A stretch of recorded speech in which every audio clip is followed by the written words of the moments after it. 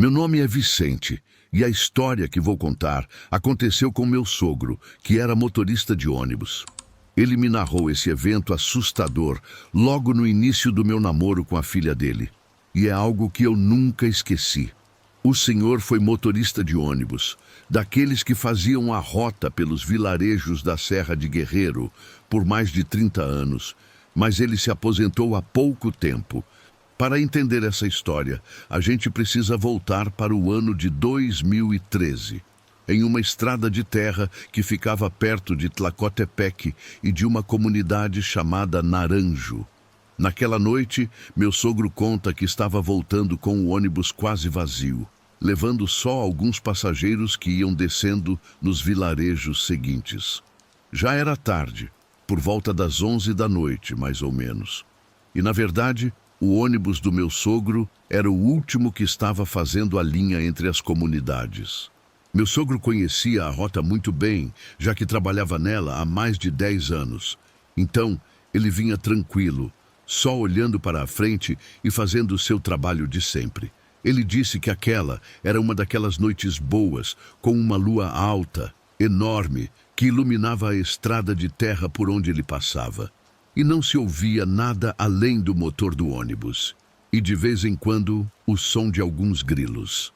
Ele estava com os olhos bem fixos na estrada, quando de repente uma sombra escura saiu correndo do meio dos arbustos na lateral da estrada. Foi tão rápido que ele mal conseguiu processar o que era. Pareceu uma figura humana, mas se movia de um jeito estranho. Ele pisou no freio com toda a força que tinha, mas a distância era muito curta. O ônibus balançou de um jeito feio com a batida naquilo que cruzou o caminho na sua frente. A velocidade com que a figura apareceu foi tanta que ele não conseguiu identificar direito o que tinha atropelado na escuridão. Depois do impacto, meu sogro parou o ônibus e desceu rápido, preocupado com a pancada que o veículo tinha levado. Ele andou com a lanterna na mão em direção à frente do ônibus, onde foi a batida. E não foi só o estrago que ele viu. Ele também viu o que tinha atropelado. Foi aí que ele percebeu que não era um animal. O que ele tinha atropelado era um homem. Era um senhor já de idade, de cabelo branco, magro e completamente nu, que estava caído na estrada de terra. O corpo do homem estava coberto de lama, como se ele tivesse andado rolando no mato.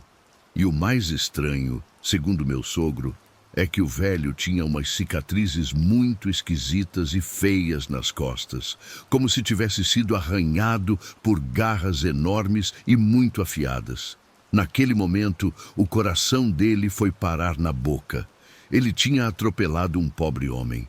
Ele checou imediatamente se o homem respirava, se tinha pulso, mas nada. O cara estava morto, estava de olhos abertos, olhando para o céu e com a boca meio torta. Meu sogro conta que naquela noite, como não havia testemunhas e ninguém mais viu o que aconteceu, a primeira coisa que passou pela cabeça dele foi, segundo ele me disse: e se eu me meter numa fria dessas, quem vai sustentar minha família? Não foi uma decisão fácil, mas ele voltou para o ônibus, engoliu em seco e deu a partida, deixando o corpo do pobre homem ali, caído, enquanto pedia perdão pelo que tinha acontecido. Mas no fim das contas, a culpa não foi dele. Ele não o atropelou porque quis. O homem simplesmente se jogou na frente. Aos poucos, ele foi se afastando do lugar da tragédia e de tempos em tempos, nervoso, olhava pelo retrovisor, como se esperasse ver faróis de outros carros ou alguém vindo atrás. Mas a única coisa que ouvia era o motor e o barulho das pedras rangendo sob os pneus. Meu sogro foi se acalmando um pouco, mas depois de uns 15 minutos, algo começou a parecer estranho. O clima ficou pesado. Foi então que ele viu algo no retrovisor do ônibus. Ele notou uma figura vindo de muito longe. No começo, pensou que era um cachorro ou um burro correndo na estrada na direção dele, mas não era. Ele conta que tinha alguma coisa correndo na estrada, atrás do ônibus, e essa coisa vinha tão rápido que não fazia o menor sentido. Por algum motivo estranho, meu sogro sentiu um medo profundo e acelerou um pouco mais. Ele pisou fundo no acelerador, o máximo que o ônibus aguentava naquela estrada de terra. Mas a figura atrás dele chegava cada vez mais perto. E quando aquilo chegou perto o suficiente, as luzes traseiras do ônibus iluminaram melhor a cena. E foi aí que meu sogro quase desmaiou de susto. Ele diz que o que vinha correndo atrás do ônibus, em alta velocidade, era o mesmo velho que ele tinha atropelado minutos antes. Era o mesmo corpo magro, o mesmo rosto. Só que agora ele corria como um animal, com os braços pendendo para trás e o corpo curvado para a frente, como se estivesse correndo de 4, embora estivesse usando apenas as 2 pernas. Os olhos dele brilhavam no escuro, como se tivessem fogo por dentro, e a boca estava tão aberta que os dentes pareciam presas. Meu sogro começou a gritar de medo, mesmo sabendo que ninguém o ouviria, já que os poucos passageiros estavam quietos e não percebiam nada do que estava acontecendo. Em uma das curvas da estrada, meu sogro pisou ainda mais fundo no acelerador. O ônibus pulava por cima dos buracos, mas ele nem pensou em parar. Ele só queria deixar para trás aquela coisa que o estava perseguindo. Depois de alguns minutos de estrada, ele tomou coragem para olhar de novo no retrovisor e conta que o homem que o perseguia não estava mais lá. Quem sabe para onde ele tinha ido? Se tinha desistido de persegui-lo, se tinha se cansado ou se simplesmente tinha entrado no mato alto na beira da estrada. O fato é que a criatura não estava mais atrás do ônibus.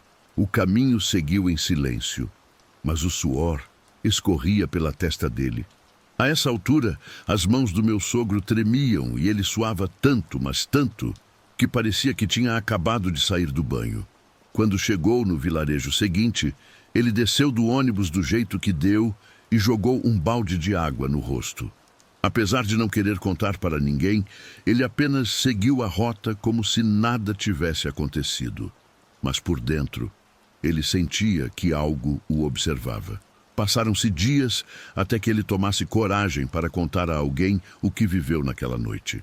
As pessoas que o ouviram disseram que talvez ele não tivesse atropelado um homem, e sim um corpo seco. Por muito tempo, meu sogro conta que teve pesadelos com aquele velho correndo atrás do ônibus. Para conseguir parar com os pesadelos, ele teve que procurar uma curandeira para fazer umas limpezas e curá-lo do chamado mal-olhado. Porque, de fato, o que ele viu o assustou tanto que o deixou meio transtornado. Desde aquele dia, e depois da limpeza, ele nunca mais viu o corpo seco naquela estrada. Mas o medo nunca foi embora de verdade. Ele sempre diz que a criatura não morreu. A batida só serviu para despertá-la com ódio e que ela ainda corre por aquela estrada escura, talvez esperando por outro motorista desatento para aterrorizar nas madrugadas solitárias da Serra de Guerreiro.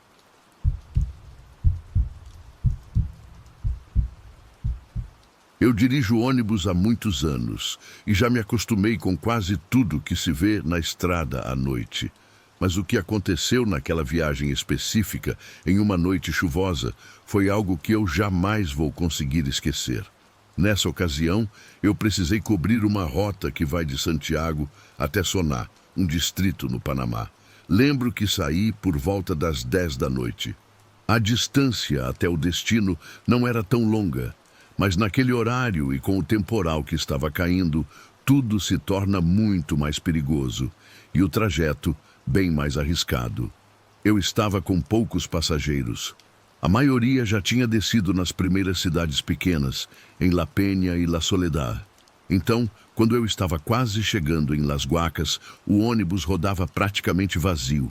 A chuva caía com uma força absurda, daquelas que o limpador de para-brisa mal consegue vencer. Para piorar, surgiu uma neblina tão densa que entrava na frente dos faróis e não deixava ver quase nada. Tem horas que a gente sente que está dirigindo dentro de uma nuvem, de tão branca e espessa que a névoa fica. E essa noite era exatamente assim. Por conta da tensão, eu dirigia com as mãos firmes no volante e os olhos cravados na estrada, quando de repente vi uma silhueta parada debaixo da cobertura de um ponto de ônibus, caindo aos pedaços, um que nem nome tinha. Aquele ponto ficava um pouco antes da famosa Curva do Diabo, como o pessoal da região chama. É uma área bem complicada, porque muitos acidentes fatais já aconteceram ali. Já era tarde, e quando vi aquela pessoa ali, sozinha no meio da escuridão e debaixo daquele temporal, cheguei a pensar que talvez fosse algum maluco esperando o ônibus. Mas, bem, a gente não pode simplesmente deixar alguém abandonado na estrada.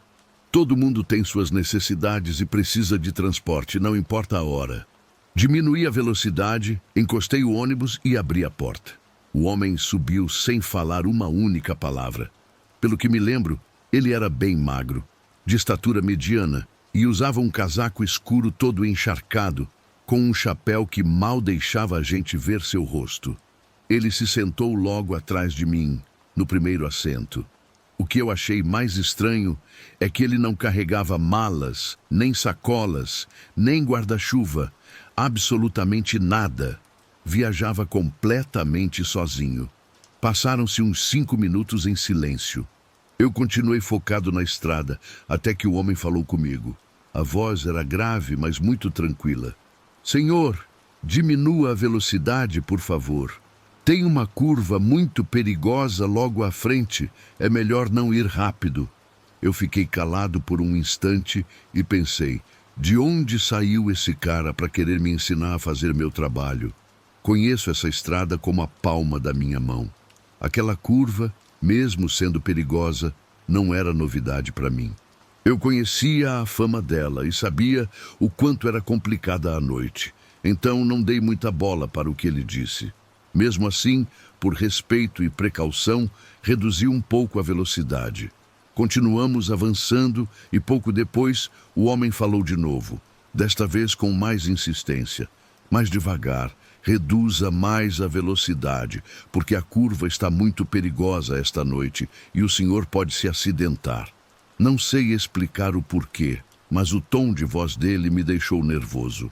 Tinha algo ali, uma coisa que, mesmo sem eu conhecer aquele sujeito, me dizia que eu precisava obedecer. E foi o que eu fiz.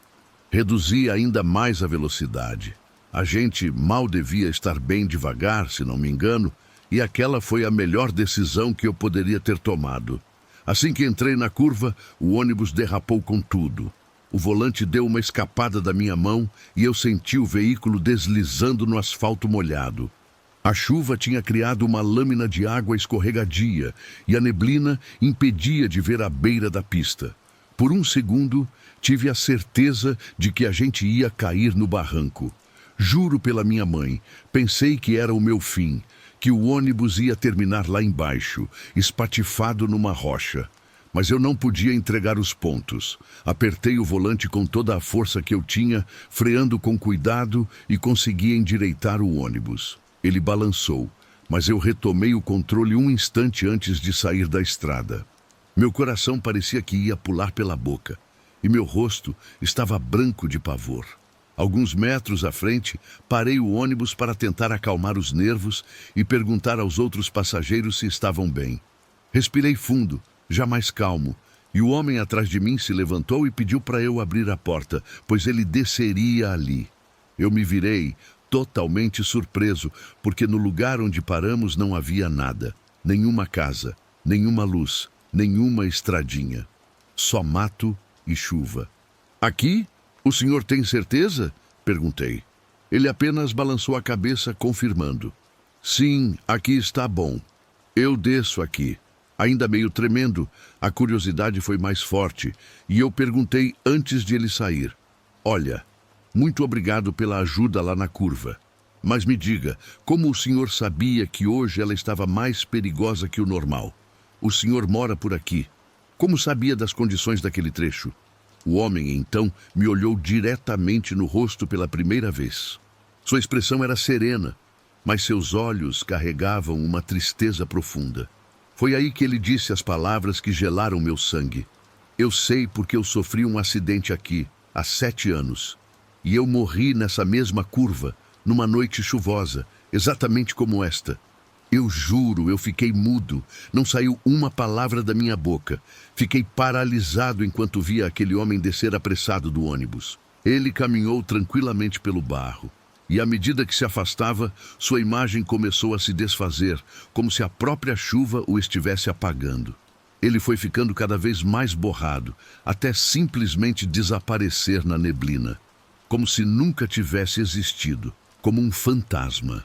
Fiquei um bom tempo ali, parado, sem conseguir me mexer. Só ouvia o som da chuva batendo no teto do ônibus e sentia minhas mãos tremendo no volante, tentando entender o que tinha acabado de acontecer. Quando finalmente consegui reagir, dei a partida e segui viagem. Por sorte, a chuva e a neblina diminuíram. Mesmo assim, eu estava apavorado, com a sensação de ter encarado a pior coisa do mundo. Podem não acreditar em mim, mas eu tenho certeza de que, nessa noite, um fantasma salvou a minha vida.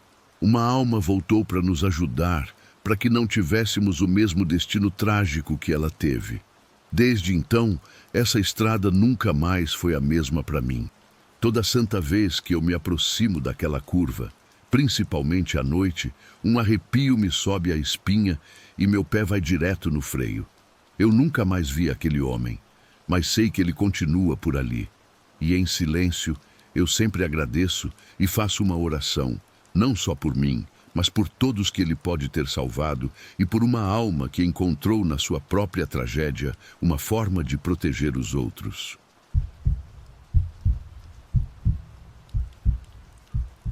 Essa história aconteceu há quase 15 anos com meu compadre Francisco, um motorista muito experiente que conhece cada curva das estradas mexicanas. O que ele viveu naquela noite na Serra de Oaxaca desafia qualquer explicação lógica e até hoje me deixa pensativo quando ele conta. Segundo Francisco, era uma noite com neblina muito densa, que descia como se alguém a estivesse derramando do céu. Isso é comum naquela região, durante certas épocas do ano, quando a neblina fica bem espessa por lá. Meu compadre dirigia um ônibus quase vazio, daqueles que fazem o transporte de pessoas pelas estradas de terra. No final daquela tarde, quando a noite começava a cair, ele levava apenas 5 passageiros e estava quase chegando no último vilarejo quando, ao fazer uma curva bem fechada, viu algo que achou muito estranho. Eram 4 homens parados bem no meio da estrada. Ver aqueles homens ali apresentava 2 coisas muito esquisitas. Primeiro, naquele local não havia casas, nem vilarejo. Muito menos era um ponto onde os passageiros costumavam embarcar. Segundo, e isso tornava tudo ainda mais bizarro, Francisco disse que esses 4 homens eram altíssimos, extremamente magros e pálidos como albinos. Estavam ali parados, sem se mover, como se esperassem o ônibus dele há muito tempo. Os homens fizeram um sinal estranho para ele, que ele entendeu como um pedido para subir no ônibus. Como eram passageiros, não teve outra escolha senão frear e deixar que aqueles 4 homens subissem. Quando os viu de perto, pensou por um momento que eram estrangeiros, talvez europeus, porque não pareciam nem um pouco mexicanos. Os 4 subiram falando muito pouco. Usavam roupas brancas, limpas e completamente secas, o que era estranho, porque do lado de fora já chovia há um bom tempo. Assim que entraram, um dos homens disse algo num espanhol meio diferente. "Para Joquila, por favor." O sotaque dele era esquisito, algo que fez Francisco ter certeza de que eram estrangeiros viajando pela região com destino a Joquila. Depois disso, todos se sentaram bem no fundo e meu compadre seguiu dirigindo tranquilamente. Mas a chuva começou a apertar e, de repente, caiu um temporal daqueles. Lá na serra, quando chove, a coisa fica séria. A estrada de terra vira um lamaçal e, em questão de segundos, se torna impossível para veículos pesados passarem. Como pôde, Francisco dirigiu no meio da noite, da chuva e da lama, até que pouco antes de uma descida, o ônibus derrapou e ficou atolado. Para o azar dele, as rodas traseiras não saíam do lugar. Não importava o quanto ele tentasse manobrar. Desceu do ônibus, tentou ver se conseguia colocar algumas pedras para dar tração, mas não havia nada a fazer. O ônibus estava completamente atolado, sem a menor chance de sair daquele lugar. Os passageiros começaram a reclamar. Alguns até falaram que talvez tivessem que passar a noite ali, já que estavam longe de qualquer povoado, e a ajuda só chegaria na manhã seguinte. Meu compadre estava preocupado, pois não havia sinal de telefone, e naquela área era impossível que alguém passasse por ali àquela hora, ainda mais com aquela chuva. Foi então que um dos homens brancos se levantou e caminhou até a frente do ônibus. Colocou a mão no ombro de Francisco e disse: "Pode dirigir, nós ajudamos." Meu compadre não entendeu nada no começo, mas aquele homem branco apontou para os outros 3 companheiros, que já estavam agachados, tocando o chão do ônibus com as 2 mãos. Não sei por que fiz aquilo, talvez por medo ou curiosidade, mas pisei no acelerador e foi aí que tudo começou. Foi o que Francisco me contou. O motor roncou como se fosse novo, mas o estranho foi que o ônibus começou a andar para frente como se nada o estivesse prendendo. Não dava mais para sentir os buracos, nem os solavancos, nem a lama, nada. Era como se estivesse flutuando, como se o chão não existisse mais e a gente estivesse voando baixinho. Foi exatamente como ele descreveu. Com essa precisão, Francisco descreve o que sentiu enquanto dirigia aquele ônibus. Se isso já era muito estranho, não foi tudo. Em certo momento, olhou para os espelhos laterais e viu algo ainda mais bizarro. Pelos retrovisores, conseguiu ver um brilho azul, como uma névoa elétrica que por alguma razão estava envolvendo todo o veículo. E esse brilho parecia sair das mãos daqueles homens que estavam agachados tocando o piso do ônibus. Nesse momento, tudo se iluminou, embora a chuva continuasse forte do lado de fora. Sem saber como nem de que maneira, eles avançaram por uns 20 minutos, até que a estrada de terra acabou e o asfalto começou a aparecer, perto de um povoado chamado El Vidrio. Assim que tocaram o asfalto, os homens tiraram as mãos do chão ao mesmo tempo. Da mesma forma, aquela aura azul misteriosa desapareceu e o ônibus voltou a se mover normalmente, como se nada tivesse acontecido. Os 4 se levantaram e um deles disse, no mesmo espanhol diferente: "É aqui mesmo, obrigado."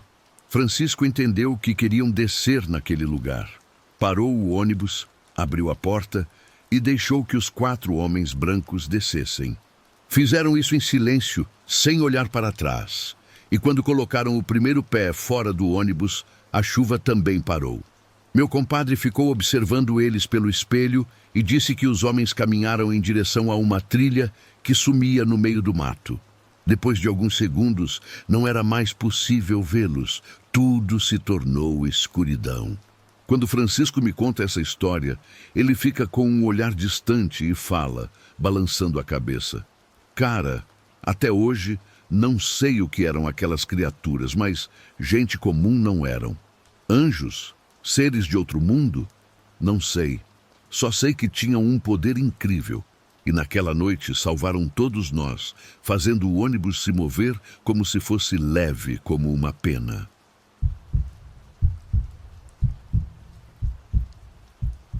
Meu pai guardou um segredo terrível por anos, algo que presenciou na estrada e que desafia toda lógica. Agora vou compartilhar a história que o assombra até hoje. Tudo aconteceu no ano de 2007, em uma estrada de Sonora, no México, especificamente no trecho entre Caborca e Altar. Aquela região já é muito solitária durante a madrugada. É basicamente uma reta sem fim, puro deserto, sem postes de luz, sem nada além da lua para iluminar. Isso quando ela resolve aparecer, porque muitas vezes nem a lua dá as caras, deixando tudo numa escuridão completa por quilômetros. Durante aquela madrugada, meu pai estava dirigindo um ônibus de passageiros por volta das 2 horas. Levava cerca de 10 pessoas a bordo, todas dormindo. Todas, menos ele, claro. Estava ali com a luz da cabine bem baixa, tomando café de uma garrafa térmica velha para não adormecer. A viagem seguia tranquila, sem problemas, mas um pouco mais à frente, notou que uma sombra escura e muito grande apareceu sobre a estrada. No começo, pensou que era uma nuvem baixa, uma mancha estranha no céu.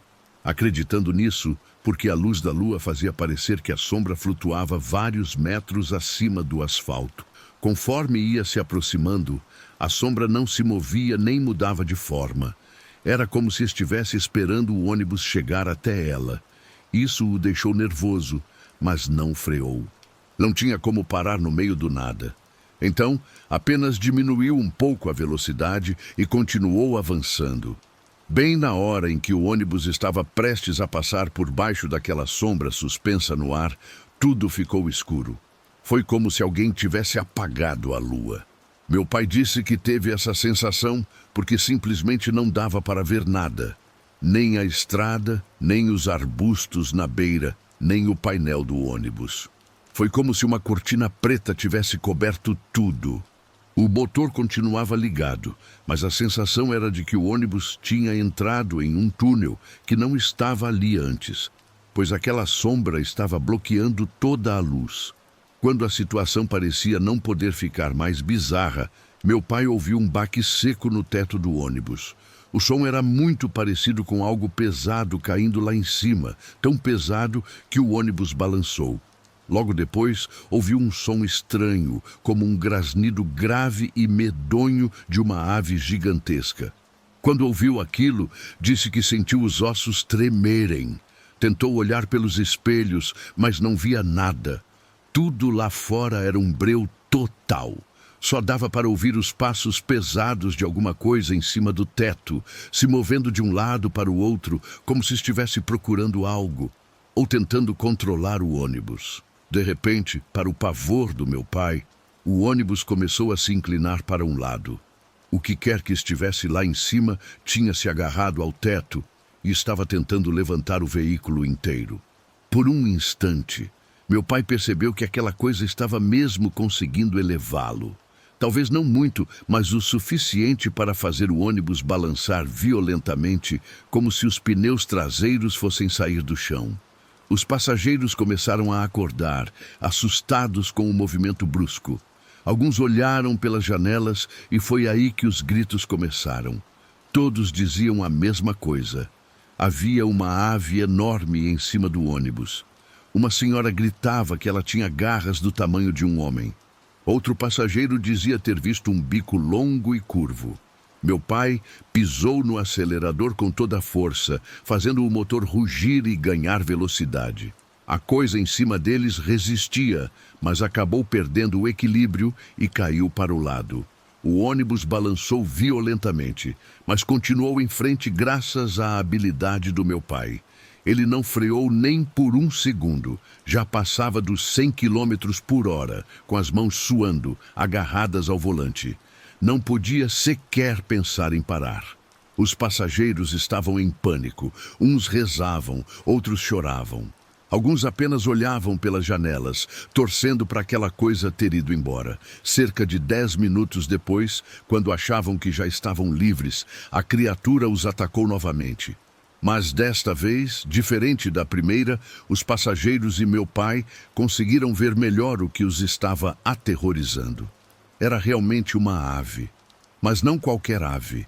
Era um bicho gigantesco, com asas de morcego, só que sem penas. Seu corpo era alongado e o pescoço comprido, como o de um réptil. Tinha um bico enorme e seus olhos brilhavam num tom avermelhado que causava medo. Aquela criatura voou para a frente do ônibus, passou por cima e desceu na estrada, bem à frente deles. Mas um instante antes de tocar o chão, simplesmente desapareceu. Voou para o lado e, na escuridão da noite, ninguém viu para onde foi. Pareceu sumir no ar, como se nunca tivesse existido. Meu pai freou lentamente, mas sem parar completamente. Estava aterrorizado, tremendo de medo, mas não pensou em parar o ônibus nem por um segundo. Apenas reduziu a velocidade e seguiu até o destino final. No ponto de chegada, os passageiros desceram em silêncio, sem dizer uma única palavra. Apenas uma pessoa, uma senhora mais velha, se aproximou dele e disse: "Aquela coisa não era um animal de agora, motorista. Sabe por quê? Vi um igualzinho num livro há muito tempo, quando ia para a escola. Aquilo era um daqueles dinossauros voadores, só que muito, mas muito maior e mais assustador." Depois de ouvir isso, as histórias de monstros nas estradas do norte deixaram de ser apenas lendas para mim. Meu pai jura que o que presenciou era real e que aquele dinossauro pré-histórico continua vivo, sobrevoando o deserto até hoje. Por causa dessa experiência, toda vez que viajo durante a madrugada, me pego olhando para o céu escuro, com um medo terrível de encontrar um par de olhos vermelhos me encarando de volta.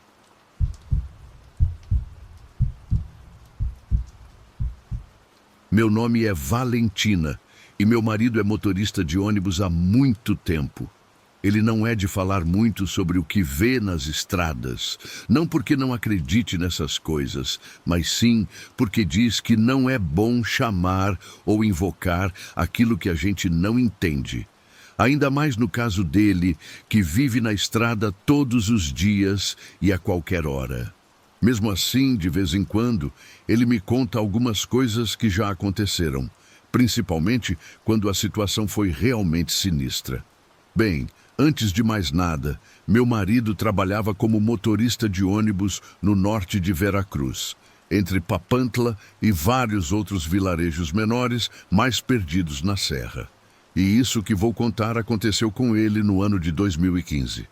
Naquela época, ele tinha acabado de ser contratado e, como era novato, acabava pegando os turnos mais pesados, aqueles que ninguém queria e que só sobravam para os recém-chegados, como uma espécie de teste ou castigo.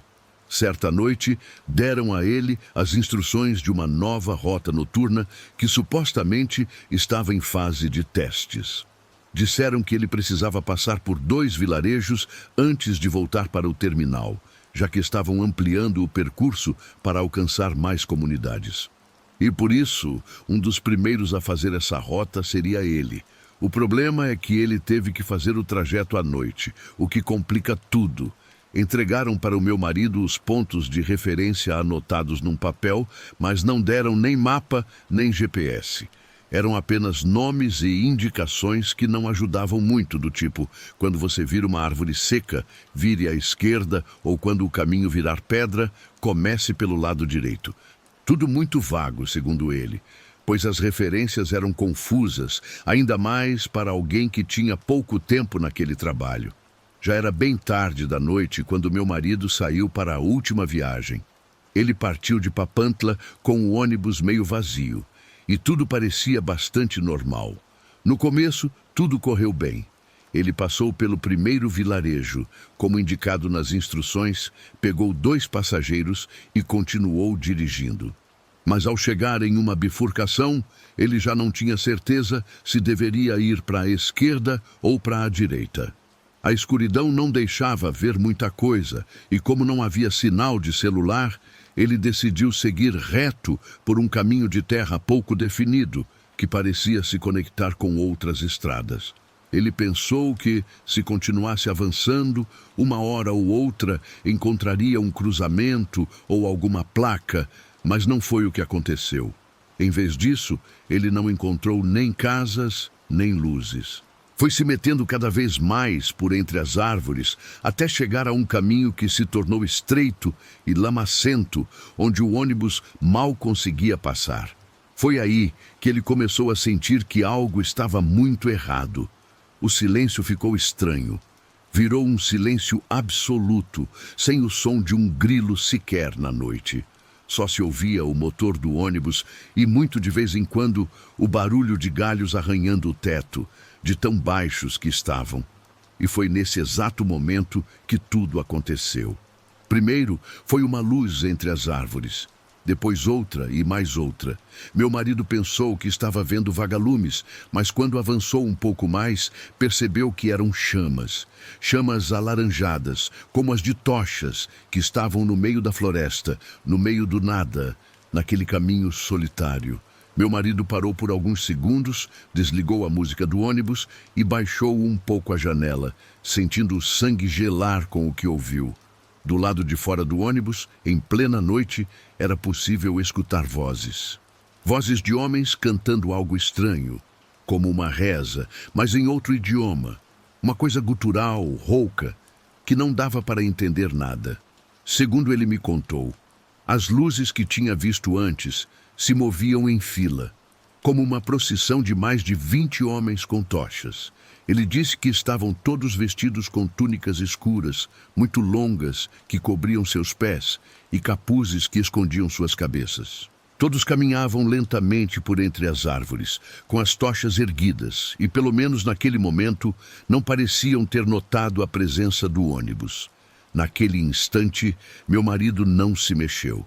Estava com o corpo paralisado, observando aquela cena com as luzes do veículo apagadas para não chamar a atenção daqueles caras. Mas, num descuido, um dos homens virou a cabeça na direção do ônibus, fazendo com que o grupo finalmente o notasse. Aquele homem apontou para o ônibus do meu marido e gritou alguma coisa que os outros repetiram como um eco. Nesse exato momento, todos aqueles homens começaram a correr na direção da estrada, em direção ao ônibus. Foi aí que meu marido reagiu. Ele acendeu as luzes, pisou no acelerador com toda a força que tinha e o ônibus começou a avançar em meio a buracos e galhos enormes. Enquanto isso, aqueles homens encapuzados corriam atrás, saindo de dentro da mata como uma praga. Alguns carregavam tochas, outros não. Mas o fato é que eram muitos e pareciam se multiplicar a cada minuto. E meu marido jura que eles corriam de um jeito assustadoramente rápido. Era quase como se estivessem flutuando. Alguns tentaram alcançá-lo pelas laterais, mas ele não parou. Só olhava pelo retrovisor e via as túnicas se agitando, seus rostos ocultos e aquelas chamas alaranjadas refletidas nos vidros. Depois de alguns minutos que pareceram uma eternidade, o caminho de terra acabou e a estrada voltou a ser de asfalto. Por pura sorte, ele havia chegado a um trecho conhecido, perto de um rancho onde às vezes deixava passageiros. Ele olhou uma última vez pelo retrovisor e conta que viu como aquelas luzes estranhas desistiram de segui-lo. Elas pararam e simplesmente retornaram para a escuridão, como se estivessem voltando, sabendo que haviam perdido a presa. Cansado e assustado, ele chegou na garagem com as mãos dormentes no volante, mas não disse nada. Apenas deixou o ônibus estacionado e foi para casa. Eu me lembro muito bem que meu marido ficou em silêncio por 2 dias. Finalmente me contou tudo. Foi como se ele tivesse tirado um peso das costas. Até hoje, ele não sabe quem eram aqueles homens ou o que faziam ali, mas ele jura de pé junto que não eram normais, que não eram gente como a gente. No fim, a única conclusão que conseguimos tirar é que, sem querer, meu marido invadiu um território proibido, um lugar secreto na floresta onde alguma seita sinistra realiza seus rituais. Ele não teve a sorte de escapar por acaso. Ele teve a inteligência de agir rápido quando percebeu o perigo.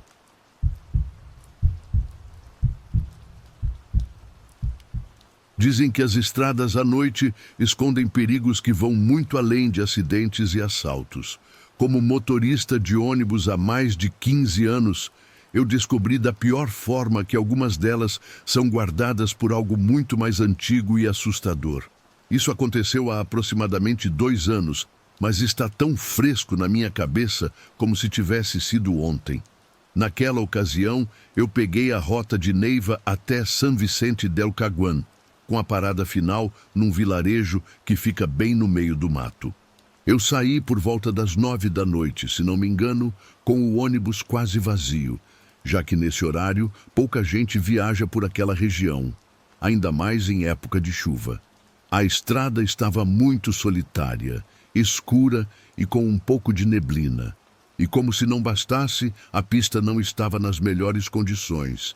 Às vezes a gente tinha que ir quase parando para passar por poças, buracos, galhos caídos. Mas quem é da estrada já sabe como é.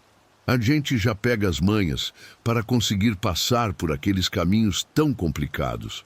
Eu estava indo bem tranquilo, ouvindo o rádio do ônibus, quando, depois de passar por uma curva, lá pela 1 da manhã, eu me deparei com uma coisa que me fez pisar no freio com tudo. No meio da estrada, bem onde a luz é pouca, onde não tem sinal de celular nem casa por perto, havia um grupo de homens parados como se aquilo fosse completamente normal. Pelo que eu me lembro, eram uns 6 ou 7. Todos usavam roupa de trabalhador do campo. Camisas de manga longa, calças sujas de barro, chapéus virados e alguns deles tinham facões na mão.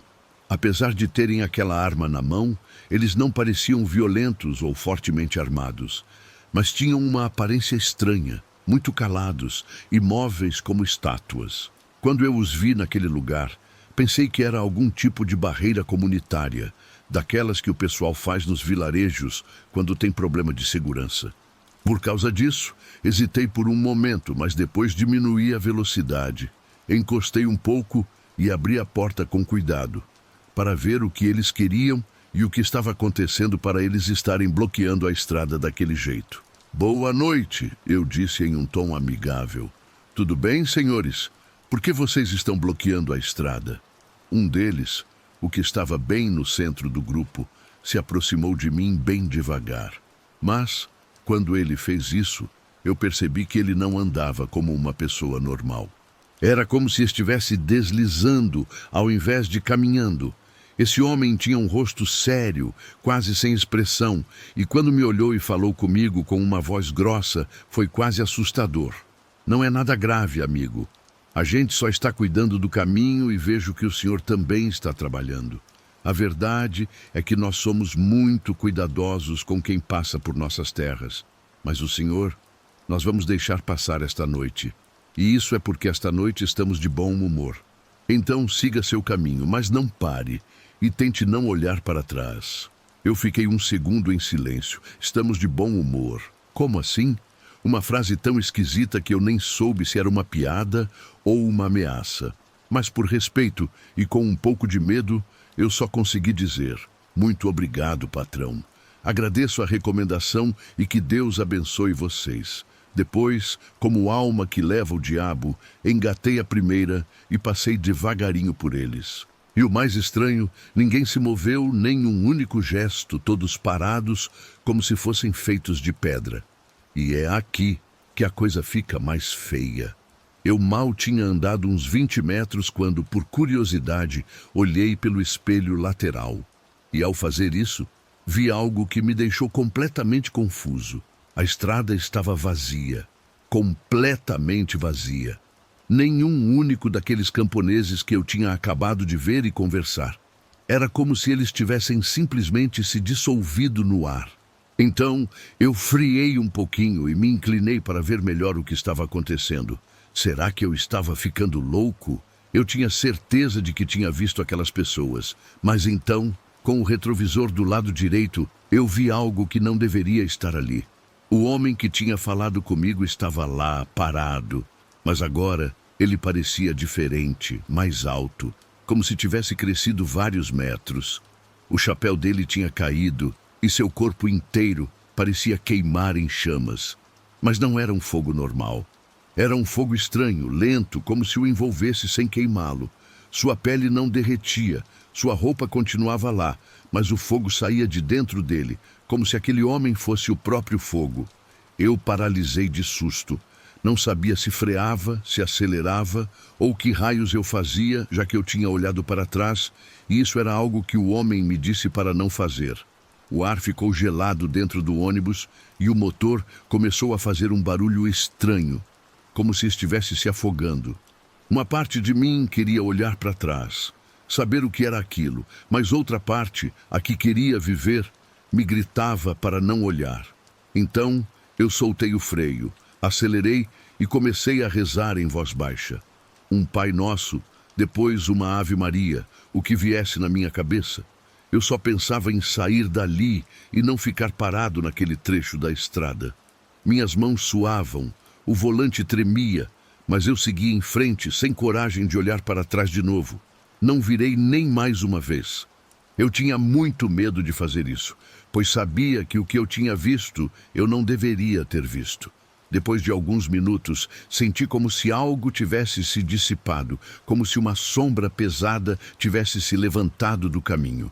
Até o ar voltou a uma temperatura normal e o motor do ônibus já não estava mais engasgando.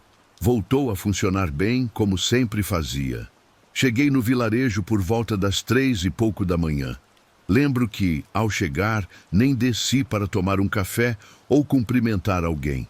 Fui direto para o quarto onde os motoristas descansam e me sentei na cama sem nem tirar os sapatos.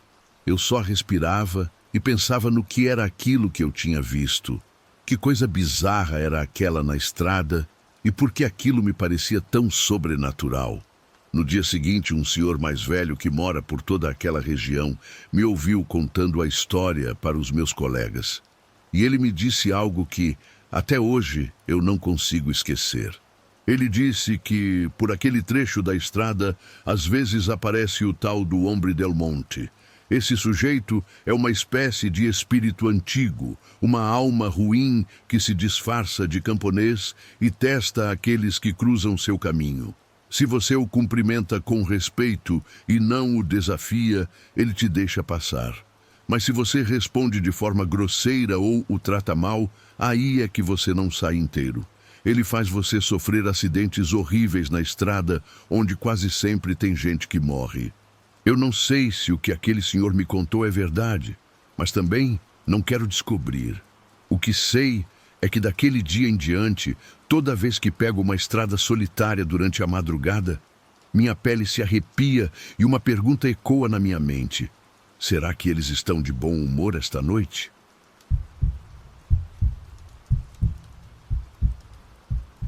Dizem que o deserto esconde muitos segredos. Nunca acreditei nisso até aquela noite em que, durante uma viagem de rotina, o deserto decidiu me revelar um dos seus mistérios mais perturbadores. Fazem mais de 30 anos que dirijo na mesma rota de ônibus. Desde bem jovem, me acostumei com o deserto, o calor, com os pequenos povoados do Novo México, lugares onde dirigi e vivi a vida inteira. A essa altura, não há muita coisa que me surpreenda nas estradas. Conheço cada curva, cada desvio, cada posto de gasolina, ou pelo menos era isso que pensava. A história que vou contar aconteceu comigo há 7 anos e até hoje é a coisa mais inexplicável que já vivi. Espero que, quando ouvirem, possam me dar razão e não achem que enlouqueci. Aquela era uma rota simples, daquelas que se pode fazer de olhos fechados. Estava levando um grupo pequeno de passageiros de Las Cruces até Deming e depois seguiria para Tucson, no Arizona. Saímos por volta das 11 da noite. Naquela noite em particular, não fazia frio, mas o ar estava seco e meio estranho. A lua quase não dava para ver, e o céu estava coberto por uma neblina baixa, como se o deserto tivesse sido engolido por uma nuvem. Era uma sensação muito estranha. Depois de umas 2 horas de viagem, já no meio do nada absoluto, o marcador de combustível começou a baixar muito mais rápido que o normal. Aquilo me deixou preocupado, porque sempre faço questão de encher o tanque antes de cada viagem. Mas alguma coisa estava muito errada naquela madrugada. O medidor chegou no vermelho, sinal de que estava ficando sem combustível apenas com a reserva. E se ela acabasse, ficaríamos parados no meio do nada. Foi então que o vi. Era um posto de gasolina, todo iluminado no meio do deserto, com um letreiro de neon vermelho que dizia Gas and Snacks, Rota 90. O mais bizarro é que não tinha a menor lembrança de ter visto aquele posto antes. E olha que conheço aquele trecho do caminho como a palma da minha mão. Para falar a verdade, nem o sistema de navegação GPS mostrava ele ali, mas estava lá. E como o tanque já estava na reserva, não tive escolha. Precisei parar e abastecer às pressas.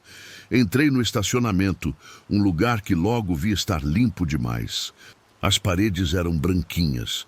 As bombas de gasolina antigas, mas brilhavam como se tivessem acabado de ser instaladas. Assim que desci do ônibus, um arrepio subiu pela espinha. Não se ouvia absolutamente nada, nem o vento, nem o zumbido típico da luz do letreiro. Era um silêncio total, como se estivéssemos isolados de qualquer ruído. Um silêncio que, se ficar muito tempo nele, acho que acaba deixando qualquer um maluco. Assim que estacionei, um dos passageiros, um senhor de boné, desceu do ônibus. Disse que queria esticar as pernas e comprar algo na loja de conveniência. Fomos caminhando juntos até a loja. Dentro da loja, o cheiro era estranho.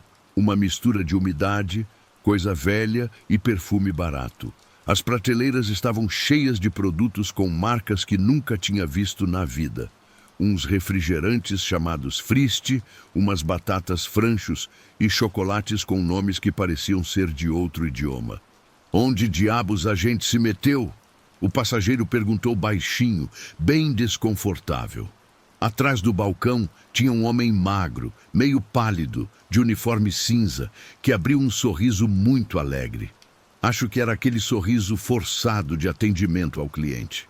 Boa noite, enche o tanque para mim, por favor, pedi, e já emendei a pergunta. Onde é que estamos? Não me lembro desse posto, não sei bem em que parte do caminho nos encontramos. Boa noite. Claro. Bem, vocês estão em North Skyor, a apenas 32 quilômetros da cidade. É só seguir reto por toda a Rota 90 que vocês chegam lá. O quê?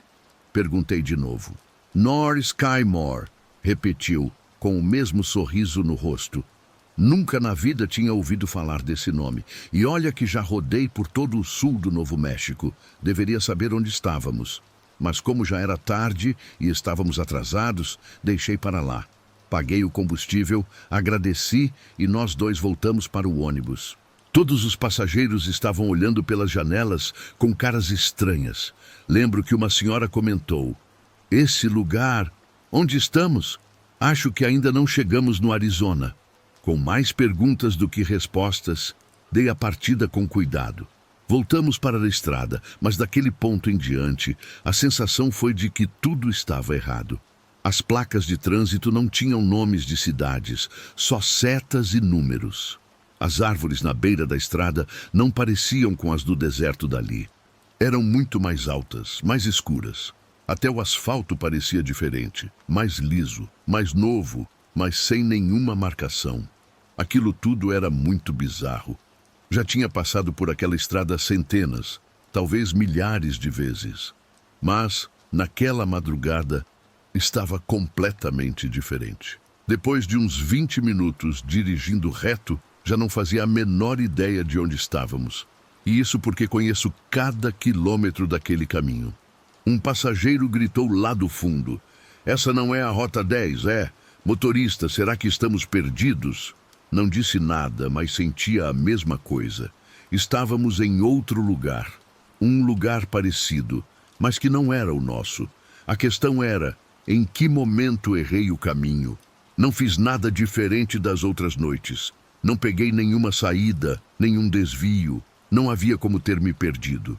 Ficamos nessa agonia por um bom tempo, até que finalmente apareceu alguma coisa na escuridão. Era uma placa de estrada, e dessa vez com letras que conhecia. Dizia: Deming, 24 quilômetros. Logo em seguida vi as luzes da cidade.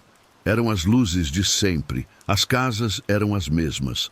Até a delegacia e o letreiro de boas-vindas com aquele lagarto gigante estavam no lugar de sempre. Tudo tinha voltado ao normal. Numa mistura de susto e alívio, parei o ônibus no acostamento em frente a uma loja para poder respirar fundo. Naquele momento, o passageiro de boné que tinha descido comigo no posto veio até mim. Aquilo que a gente viu não foi normal, né? Não, não foi mesmo, respondi, ainda com o coração disparado. Quando a viagem acabou e finalmente voltei para casa dias depois, Passei um tempão pesquisando no Google Maps, no sistema de navegação GPS e até em fóruns de caminhoneiros. Não existe em lugar nenhum um povoado chamado Nor Skyore ou Nor Skymore, no Novo México. Também não existe nenhuma Rota 90 entre Las Cruces e Deming. Nada. O pior é que aquilo que vivemos foi real. Não fui só eu, todos os passageiros viram. Naquela madrugada, de algum jeito, entramos em outro lugar, um lugar muito parecido com o nosso, mas que não era o mesmo. Até hoje, me pego pensando nisso. De vez em quando estou naquela mesma estrada escura, meu olho procura pelo brilho vermelho daquele letreiro no meio do nada. Sei que não vou encontrar, mas continuo me perguntando o que aconteceu conosco naquela madrugada. Para onde fomos parar?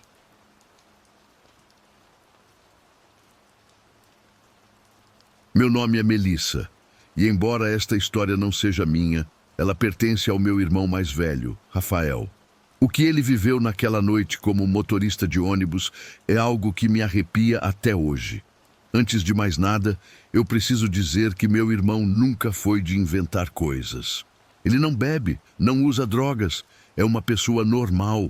A vida dele sempre foi trabalhar e chegar em casa para assistir ao jogo do time favorito dele, os Buccaneers de Tampa Bay.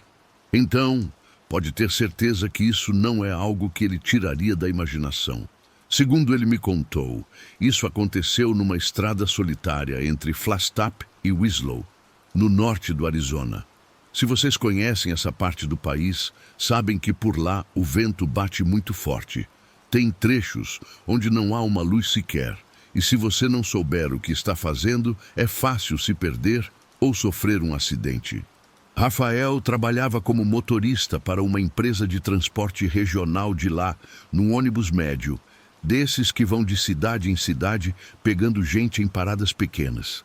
Naquela noite, coube a ele fazer a última viagem. Eram umas 11h30 da noite quando saiu de Flagstaff. Ele tinha apenas 3 passageiros no início da viagem. Os 2 primeiros desceram em paradas menores e depois que deixou o último passageiro em Léo, o ônibus ficou completamente vazio, ou era o que ele pensava. Ele já estava na metade do caminho para Winslow quando a viu.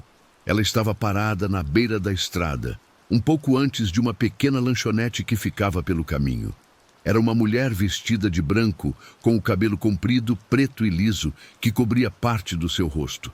Rafael freou, porque pensou que ela precisava de ajuda, já que não era comum ver ninguém àquela hora naquela parte da estrada. Na verdade, era praticamente impossível. Assim que ele parou e abriu a porta, perguntou boa noite. Precisa de uma carona? Ela não respondeu, mas subiu lentamente no ônibus, sem fazer contato visual. Depois, se sentou no terceiro assento do lado direito e ficou olhando para fora. Rafael pensou que talvez ela estivesse vindo de uma festa ou que algo ruim tinha acontecido, mas por respeito preferiu não perguntar mais nada.